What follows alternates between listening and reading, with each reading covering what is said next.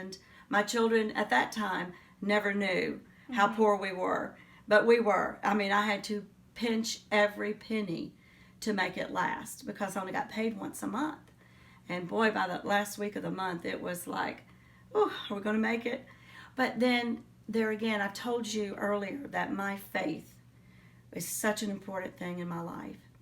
And there was one time, when I needed a certain amount of money. And I was doing one of the premier jewelry shows. You go into homes and you set up your display and people order jewelry, and kind of like an Avon or something like that. It's called Premier. And I had a show, and I had to have $150. I had to have it. Christy, my oldest daughter, was in school, college at the time. She was just starting her freshman year when I moved to Birmingham. And she needed something, and I didn't have the extra. And so before we left, my two little children, I'm going to get emotional. My two little children, they were 6th grade and 8th grade after we moved. They were 5th and 7th when we divorced. And then we moved.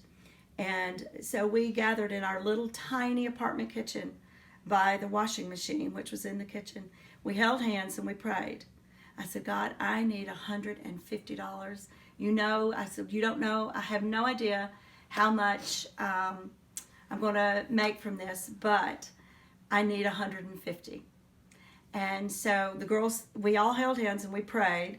And then I went and did my jewelry show. And I came home and I was making out the list so I could send in the order. And I realized that I had made a terrible mistake. I had undercharged everyone. I had not put the tax on there. So that was going to have to come out of what I was going to make from this show. And I was like, all of the sales tax had to come out. I had to pay it. And I was just so distraught.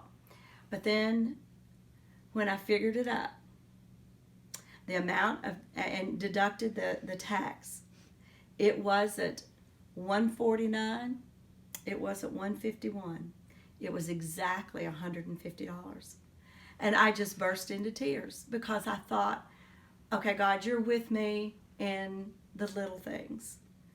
You know, you didn't give me less, you didn't give me more, but you gave me exactly what I needed. And I think that was such an experience for me because I knew at that point that God was going to take care of us.